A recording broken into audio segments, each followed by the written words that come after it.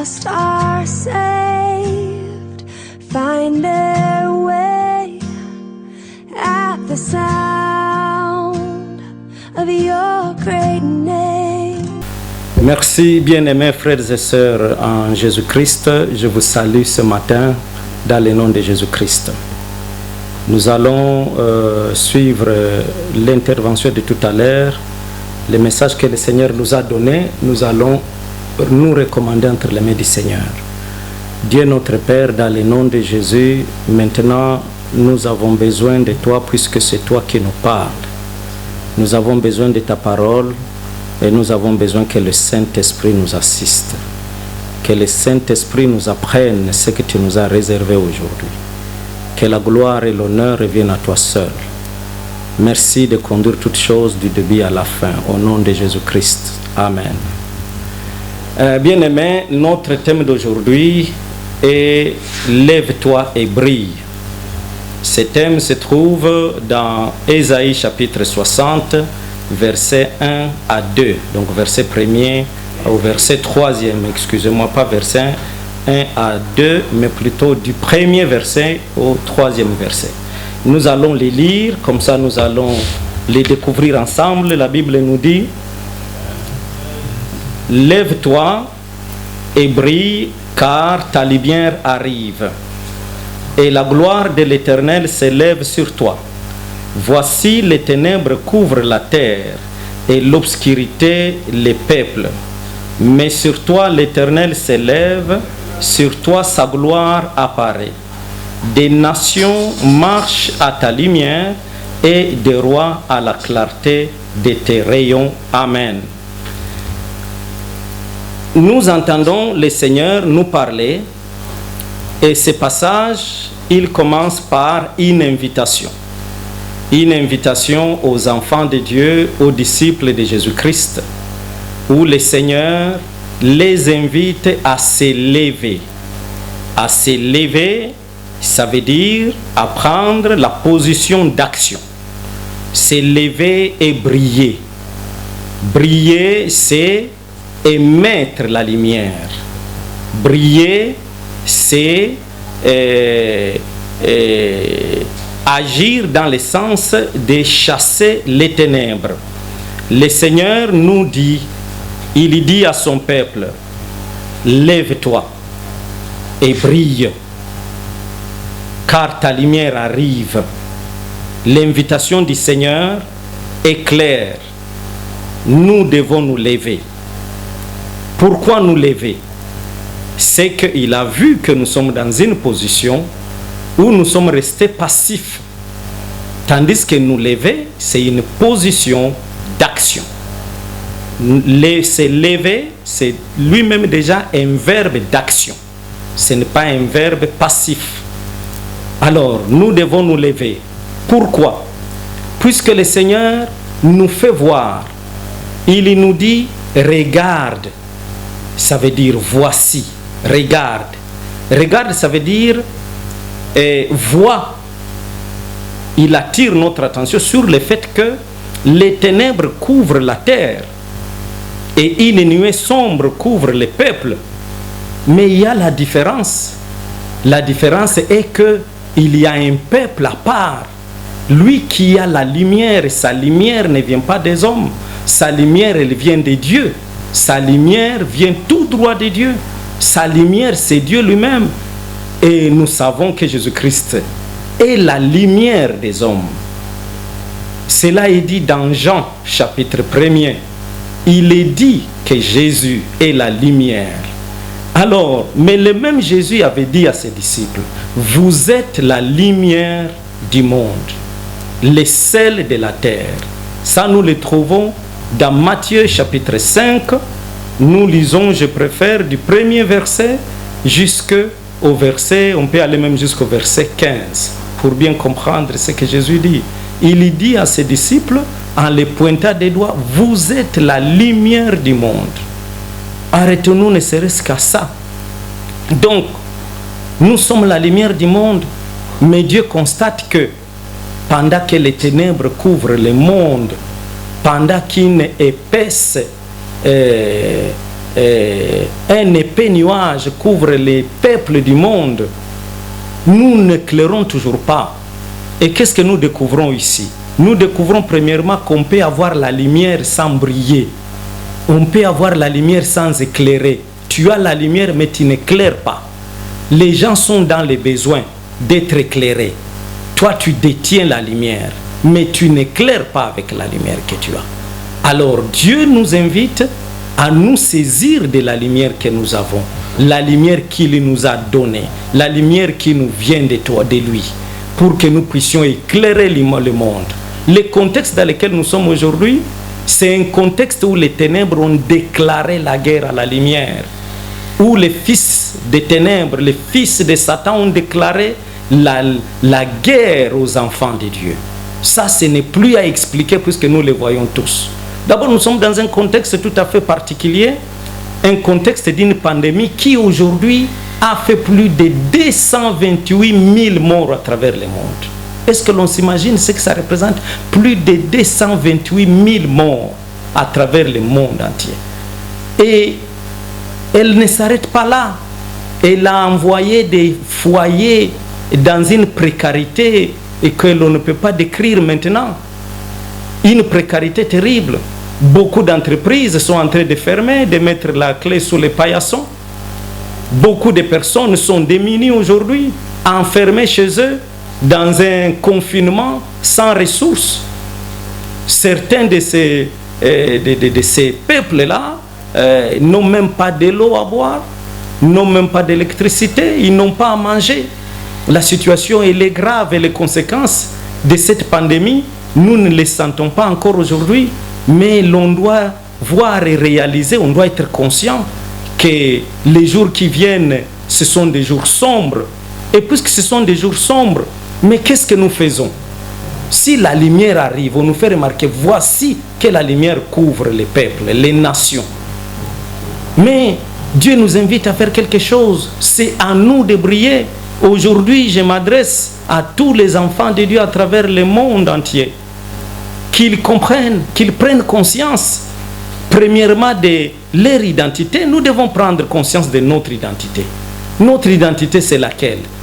Jésus a dit, vous êtes la lumière du monde. La lumière, elle est importante quand? Lorsqu'il y a des ténèbres. Donc, c'est là que la lumière est importante. S'il n'y a pas de ténèbres, l'on n'a pas besoin de la lumière. Donc, la lumière règne. Mais maintenant, les ténèbres règnent. Et maintenant, le monde a besoin de la lumière. Vous pouvez réaliser combien aujourd'hui les gens ont besoin qu'on leur parle de Jésus. Vous pouvez réaliser combien aujourd'hui les gens ont besoin d'espérer d'une parole d'encouragement, d'une parole qui leur permettra encore d'espérer à un lendemain merveilleux. Une parole qui leur permettra de se dire demain ça ira mieux. Et qui peut faire que demain ça aille mieux? Il n'y a que Dieu. Et Dieu a déjà pourvu à ça en envoyant Jésus-Christ dans le monde.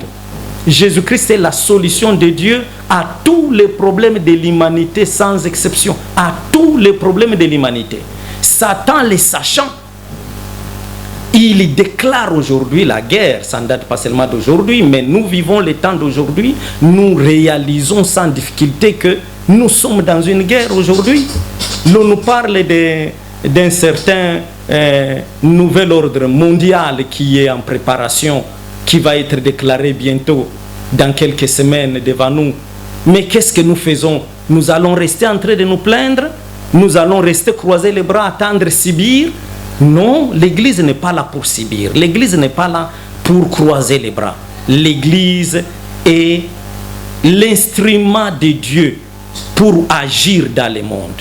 Et Dieu agit dans le monde contre son ennemi Satan. Dieu agit dans le monde contre Satan. Vous voyez l'histoire de Moïse. Dieu vient auprès de Moïse. Il lui dit, j'ai vu les souffrances de mon peuple qui est en Israël, en Égypte. J'ai entendu les cris que lui font pousser les Égyptiens. Et je suis descendu. Dieu dit, je suis descendu pour les sauver. Mais il enchaîne, il dit à Moïse, au moment où Moïse pouvait s'attendre à ce que l'Éternel lui dise au revoir maintenant, au revoir Moïse, je t'ai informé, maintenant je vais en Égypte. Lui, Dieu, il dit à Moïse, lève-toi et va en Égypte, va parler au Pharaon. va parler aux enfants d'Israël. Ah, c'est toi Dieu qui descend, mais tu m'envoies. Ah oui, Dieu a besoin de toi aujourd'hui. Dieu a besoin de moi comme il avait eu besoin de Moïse. C'est à nous, c'est au travers de nous que Dieu va faire des choses. Les ténèbres qui couvrent aujourd'hui le monde, ces ténèbres-là vont reculer. Ces ténèbres-là vont être repoussées si nous acceptons de briller, de mettre la lumière. Si nous acceptons de nous lever et de nous mettre à l'œuvre, alors les ténèbres vont être repoussées. La Bible dit, les ténèbres ne régneront pas toujours. Enfants de Dieu, les ténèbres ne régneront pas toujours. C'est un décret que Dieu a déjà pris. C'est à nous maintenant de permettre à Dieu de repousser ces ténèbres-là. Mais le grand problème réside où? Le grand problème, c'est que nous, enfants de Dieu, nous, disciples de Jésus-Christ, nous, l'Église, nous regardons sans voir. Nous regardons sans voir. Et c'est ce qui justifie le verset 2e. Lorsque Dieu dit, voici, comme pour dire, regarde et vois. Ne t'arrête pas à regarder, mais regarde et vois. Voici que les ténèbres. Est-ce que nous voyons les ténèbres qui arrivent, ou nous voyons que la situation est normale? Bon, et ceux qui voient qu'elle est anormale s'arrêtent à se plaindre. Non, bien-aimé, Dieu veut que nous regardions et que nous voyons. Mais qu'est-ce que tu vois? Je pense à un passage qui est dans le livre d'Ésaïe, encore dans le verset 21, dans le chapitre 21, je crois, là où il est dit sentinelle. Et j'aime la version qui dit veilleur. Que dis-tu de la nuit? Veilleur, que dis-tu de la nuit? Et le veilleur, il dit, mon Seigneur, les jours arrivent, mais la nuit arrive aussi. Ah, donc les temps qui sont devant nous, ce sont des temps fragmentés en épisodes. Ce sont des temps fragmentés en épisodes. Il y a des épisodes de ténèbres. Il y a des épisodes où nous pourrons apercevoir une certaine lueur, un certain éclat. Alors, que dis-tu de la nuit? Le grand problème, est-ce qu'il y a encore des veilleurs aujourd'hui? Est-ce que l'Église veille? Est-ce que l'Église est en communion avec Dieu? Est-ce que quand je dis l'Église, je parle des enfants de Dieu? Est-ce que nous sommes en communion avec Dieu? Est-ce que nous entendons ainsi dit l'Éternel? Est-ce que nous sommes branchés pour comprendre, d'abord pour voir ce qu'il y a, et ensuite pour savoir ce que Dieu veut que nous fassions? Est-ce que nous sommes encore au moins conscients de notre identité? Alors le grand problème que nous devons nous poser, disons la grande question que nous devons nous poser aujourd'hui, mais que vois-tu? Qu'est-ce que tu vois? Est-ce que tu vois les ténèbres que Dieu voit? Dieu voit les ténèbres couvrir les nations. Dieu voit un épais nuage couvrir les peuples. Donc les peuples du monde sont aveuglés. Les gens accourent vers l'homosexualité, les gens accourent vers l'occultisme, les gens accourent vers l'argent facile, les gens accourent vers la corruption, les gens accourent vers, je ne sais pas, toutes sortes de pratiques non acceptées par la parole de Dieu. De plus en plus, les hommes pensent que leur solution se trouve dans des attitudes et des actes de rébellion contre Dieu. Mais Dieu, il est celui qui nous a créés, qui nous a envoyés sur la terre, qui a un plan merveilleux pour nous. Dieu est celui-là. Maintenant, c'est auprès de Dieu que nous avons notre paix. Auprès de Dieu, nous avons les repos. Auprès de Dieu, nous avons la solution à tous nos problèmes. Le monde entier n'a de solution qu'auprès de Dieu. Et Dieu a envoyé Jésus-Christ dans le monde. Aujourd'hui, Dieu a besoin d'une armée qui s'élève. Une armée pour proclamer l'évangile à travers le monde. Pour dire aux hommes, venez à Dieu. Venez à moi. Vous tous qui avez soif. Les gens ont soif. Venez boire. Boire sans argent. Venez acheter sans argent, dit la Bible. Oui, Jésus a dit, je suis. Il a dit à la femme samaritaine que celui qui boit de l'eau que je donne, il n'aura plus jamais soif. Nous avons besoin de cette eau. Le monde entier a besoin de cette eau-là. Mais qui va apporter cette eau au monde? C'est l'Église. Aujourd'hui, Dieu a besoin d'une Église en action. Des chrétiens, des disciples de Jésus-Christ qui sont debout pour agir, qui sont debout pour marquer leur temps. Le problème qu'il y a dans le monde, dans l'église aujourd'hui, Jésus avait rencontré ce problème encore avec les chefs de l'église, avec les chefs religieux de son temps, les pharisiens et les sadducéens. Il leur avait fait remarquer ceci, il a reproché. Il dit au crépuscule, vous dites bien, demain il fera beau, car le ciel est rouge. Ou bien à l'aurore, vous dites aujourd'hui, on aura de l'orage, car le ciel est rouge sombre. Mais il ne s'est pas arrêté là-bas, il dit, ainsi, vous savez reconnaître ce qu'indique l'aspect du ciel, mais vous êtes incapable de reconnaître les signes de notre temps. Il y a les signes de notre temps que nous sommes en train de voir aujourd'hui.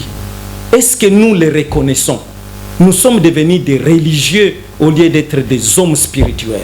Nous sommes devenus des conformistes au lieu d'être des hommes renouvelés dans l'esprit du Seigneur.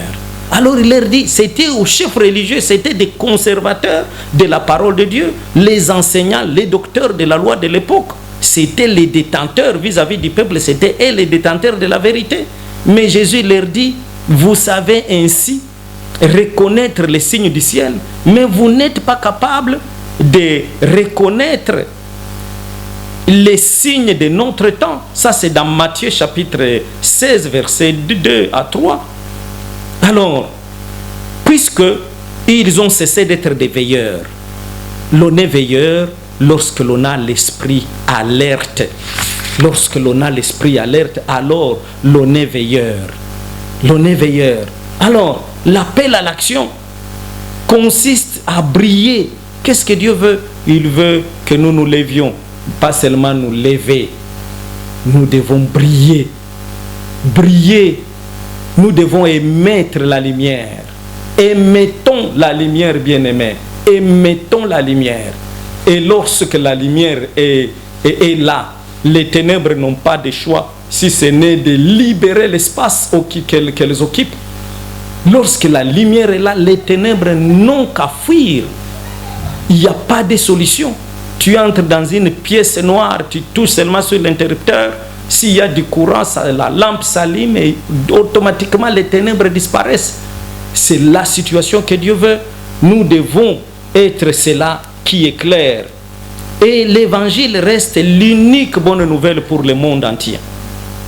L'évangile reste la seule solution face aux besoins du monde aujourd'hui. La lumière, elle reste la seule solution aux problèmes des ténèbres. C'est ça, c'est des évidences. La lumière est l'unique solution aux problèmes des ténèbres.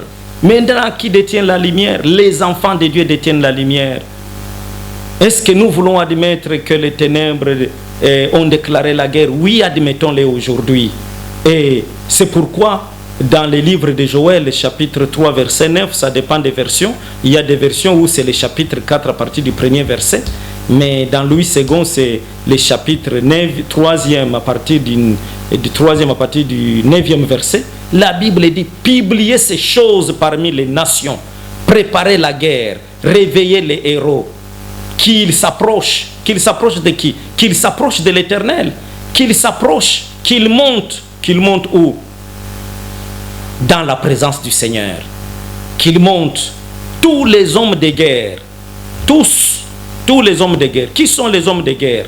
Nous sommes l'armée de l'Éternel, nous enfants de Dieu, nous rachetés de Jésus-Christ.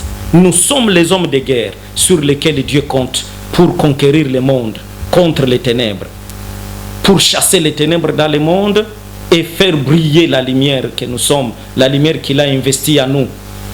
Il dit, publiez ces choses parmi les nations, toutes les nations, qu'aujourd'hui toutes les nations comprennent ces choses. Préparez la guerre, nous sommes en temps de guerre. Qu'on prépare la guerre. Il y a un président, pour ne pas le citer, le président français a dit nous sommes en guerre. Lui, il a compris que nous sommes en guerre. Est-ce que l'Église a compris que nous sommes en guerre? Mais Dieu nous dit, préparez la guerre, réveillez les héros. Vous comprenez? Les héros sont là, mais ils dorment. Puisque l'on ne peut réveiller que celui qui dort. Quand on dit réveiller, c'est qu'effectivement, ils dorment. Ils sont en état d'inconscience. Réveillez les héros. Qu'ils fassent quoi? que les héros s'approchent, qu'ils montent auprès du Seigneur, à la montagne du Seigneur. Tous les hommes de guerre, tous, soulignez ça. Il dit de vos oyaux forger des épées et de vos lances, et plutôt de vos serpes, forger des lances. Que les faibles disent, je suis fort. Qu'est-ce que ça veut dire, bien-aimé? Ça veut dire que nous sommes occupés à faire autre chose aujourd'hui. Mais Dieu nous dit, ce que nous sommes en train de faire aujourd'hui, ce n'est pas ce qui est prioritaire maintenant. Puisque chaque chose a son temps. Lorsque c'est le temps de guerre, l'on mobilise même tous les réservistes. Il y a les pays qui n'ont pas de réservistes, on peut faire des recrutements parfois même forcés. On prend des vaillants, des hommes habiles qu'on trouve dans des villages, dans des villes, on les prend et on les amène dans un entraînement, une formation rapide et on les amène à la guerre, puisque le temps est à la guerre. Les oyaux, les serpes sont des instruments, des outils agricoles. Mais maintenant le Seigneur dit, convertissez-les. Convertissez les instruments agricoles que vous avez en instruments de guerre. Les instruments de guerre, c'est la lance, c'est l'épée. Alors il dit, convertissez-les en épée, convertissez-les en lance. Et que les faibles disent, je suis fort. Pour Dieu, personne ne doit s'abstenir de faire la guerre pour une raison ou une autre. Nous tous, mobilisés, nous devons nous engager pour la guerre. C'est pourquoi il dit que les faibles disent, je suis fort. Pourquoi? Puisque notre force, effectivement, ne vient pas de nous-mêmes. Dieu ne compte pas sur notre force. Sa force suffit. Il compte plutôt sur notre disponibilité. Notre disponibilité à faire la volonté de Dieu, à exécuter l'agenda de Dieu. Est-ce que nous sommes disposés à exécuter l'agenda de Dieu? Est-ce que nous voulons abandonner nos priorités pour nous lancer dans la priorité de Dieu? Aujourd'hui, la priorité de Dieu, c'est à la guerre.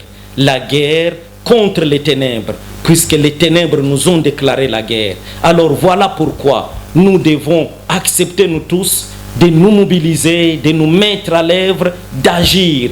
Personne ne doit rester. C'est pourquoi il dit que les faibles disent je suis fort, pour qu'ils ne disent pas comme moi je suis faible, je ne vais pas m'engager pour la guerre. Non, tout le monde, que tu sois faible, que tu sois fort, que tu sois ceci, cela, nous tous, nous devons nous engager, puisqu'il a dit tous les hommes de guerre, tous les hommes de combat. Or, les hommes de combat, ce sont là les enfants de Dieu. C'est là que Jésus-Christ a racheté. Il les a rachetés pour faire quoi? J'aime lorsque, dans Luc, je crois, 22, 33, si je ne m'en abuse, il dit, je vous ai choisi. Ce n'est pas vous qui m'avez choisi, mais c'est moi qui vous ai choisi pour que vous vous alliez et que vous portiez des fruits. Donc, Dieu ne nous a pas choisis pour rien.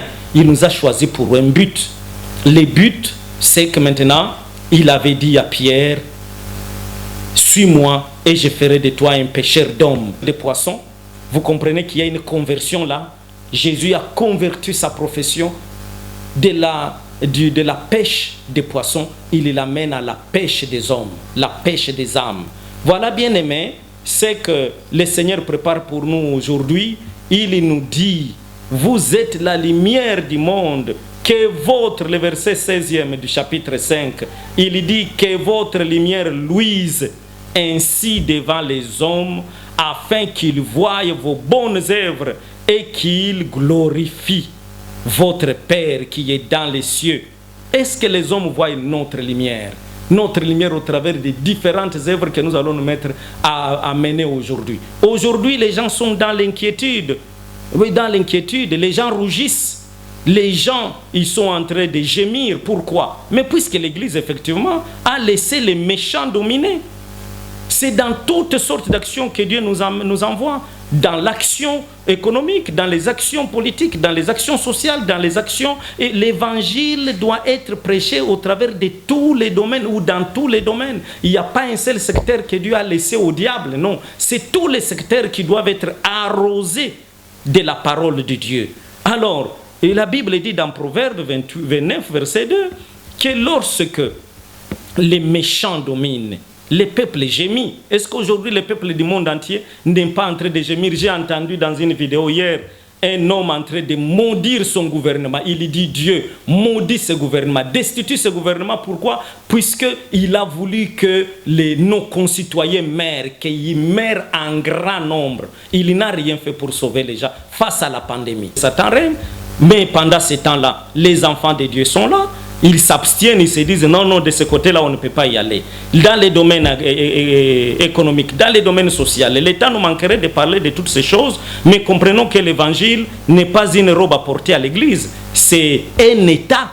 C'est un État, c'est une nouvelle, je vais dire quoi, une nouvelle nature. Alors, cette nouvelle nature, nous la portons chacun dans son domaine d'action et nous amenons la lumière partout et Dieu est glorifié au travers des œuvres que nous posons chacun là où il est. La lumière doit briller de partout et j'insiste surtout dans les secteurs des dirigences, dans les secteurs de leadership, dans tous les secteurs qui conduisent les autres secteurs. Et c'est comme ça que Satan a très bien compris. Il a pris effectivement les secteurs politiques, il s'est assis dans ces secteurs-là, il conduit les hommes comme il veut. Un bon homme peut se lever, poussé par l'inspiration démoniaque, il s'est dit toutes les églises sont fermées, d'ailleurs elles ne vont plus s'ouvrir, puisque toutes les autres activités vont reprendre, mais sauf les églises. Et ça, l'église doit s'élever contre. L'église doit agir. Merci, puisque je crois que ce message que le Seigneur nous donne aujourd'hui est compris par nous tous et que nous tous, nous allons accepter de nous lever et d'agir pour donner gloire à notre Dieu au travers de tout ce qu'il veut nous voir faire et en un mot pour repousser les ténèbres afin que la lumière de Jésus-Christ soit vue de tous les peuples du monde. Et c'est là pour la gloire de Dieu seul. Et c'est dans le nom de Jésus-Christ que nous faisons cette prière, puisque finalement ce vœu que j'exprime ici, c'est en même temps ma prière de clôturer cette intervention, ce message, que les hommes, que les femmes partout ils sont, ils entendent ce message, qu'ils s'élèvent par la puissance du Saint-Esprit et qu'ils donnent gloire à Dieu. Au nom de Jésus-Christ. Amen. All condemned, feel no shame at the sound of your great name. Every fear has no place at the sound